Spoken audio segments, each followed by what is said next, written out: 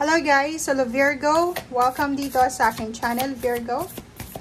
Alamin natin, Virgo, kung ano ang messages, vibration, gabay energy para sa inyong lahat. Sa general reading, so pwede kang makaresonate. Gamitin mo ang iyong intuition sa panonood. Virgo. Next 3 months to, June, July, and then August 2024. Virgo. Wow, 8 of Wands. Wow, ang daming good news. Maraming magandang balita ang pwedeng dumating sa'yo ngayong next 3 months na to. Maraming mga mangyayari, okay? Maraming pangyayari na posibleng magbigay sa'yo ng excitement, ng passion, ng pride, parang ganon. So, maraming unexpected na events or pagbabago, mabilis na pagbabago na gagawin ka or papasok sa buhay mo. Maiwasan nyo dito na medyo may stress dahil sa maraming positibong opportunities na mahirapan kang mag-multitask, pero magagawa mo naman ito. Okay? Meron sa inyo ditong Virgo na magta-travel. It's either for vacation or for business or for work. Okay?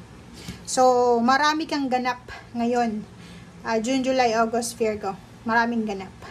And Emperor, sinasabi ng barahan na isa sa mga ganap mo ngayon is yung ma-reclaim mo yung power mo. Empowerment. 'Di ba? So, if may nag-offer sa'yo ng leadership role, like pagtaas ng posisyon sa trabaho, promotion, ano pa ba? Salary increase, or leadership, or ano pa man to, sinasabi ng barahan na tanggapin mo to. Take charge of the situation. Okay? And sinasabi ng barahan, iwasan mo lang sa 3 buwan na to, Virgo, yung maging emotional. Okay? Ibig sabihin, if may mga ino-offer sa yung universe, ang ating Panginoon, ang ating spiritual helpers and angels, make sure na hindi ka panghihinaan ng loob. Okay? Kasi ang dami-daming unexpected events dito. Mga pagbabago to na hindi mo inaasahan. Okay?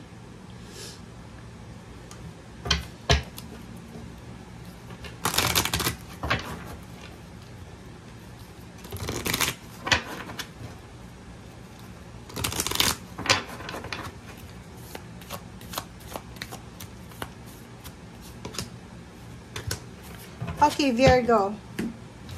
So, pareho kayo ng Capricorn.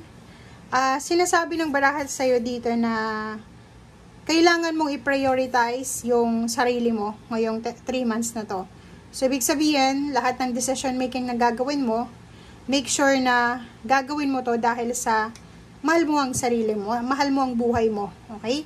And wag mo din nakakalimutan na isang guni sa ating Panginoon, yung lahat ng decision making mo. Huwag mong kakalimutan na magdasal. Huwag mong kakalimutan na humingi ng tulong sa ating Panginoon sa lahat ng mga gusto mong mangyari sa buhay mo.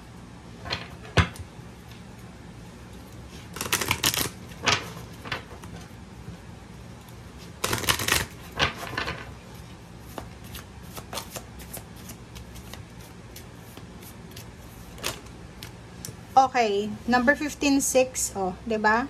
Kailangan mo daw maging strong. Nasa tamang direction ka. So, hindi ka dapat nag-aalala. Kailangan mo lang na maging strong, maging courageous, maging brave sa kung ano man ito na ino-offer sa'yo ng universe. Mahawakan mo din yung susi para doon sa tagumpay. Reclaiming your power. May mga victory and success dito. Nasa tamang direction ka. Mahawakan mo yung susi para doon sa pagtatagumpay mo. Parang may Virgo ditong makakalabas ka na sa kung ano man na stagnation, restrictions na pinanggagalingan mo. Papasok ka sa bagong estado ng buhay mo. Level. 'Di ba? Magle-level up yung buhay mo ngayon. Starting this next 3 months, June, July, August. And makakalabas ka na sa kung ano man to na pumipigil sa'yo. Okay? Like for example, stagnation yan sa buhay, restrictions or ano pa man, sadness, pain and heartaches, scarcity, poverty, or kung ano pa man, makakalabas ka na dyan. And makukuha mo yung overall freedom.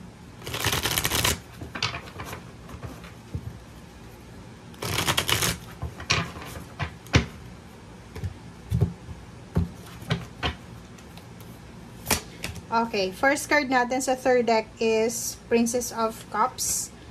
Oh.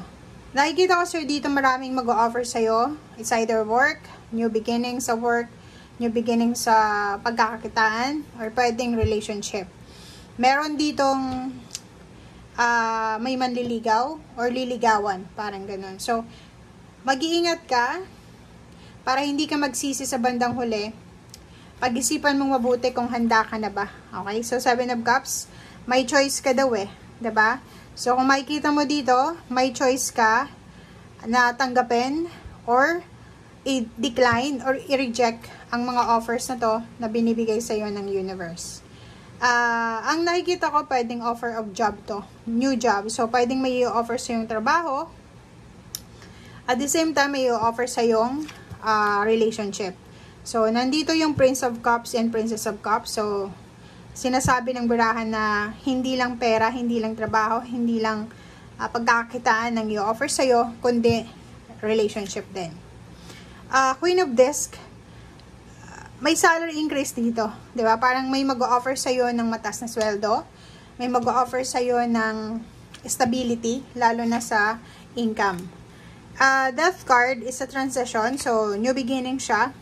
Sinasabi ng baraha sa'yo dito na may pagbabagong magaganap, lalo na sa usaping relationship. May mga relationship issues ka na posibleng matapos na. Meron kang mga pagsisisi sa relasyon na posibleng matapos na din. Meron ka din mga issues sa pamilya na posibleng matapos na. Meron kang may mga gumugulo sa isip mo na posibleng matapos na din. Okay?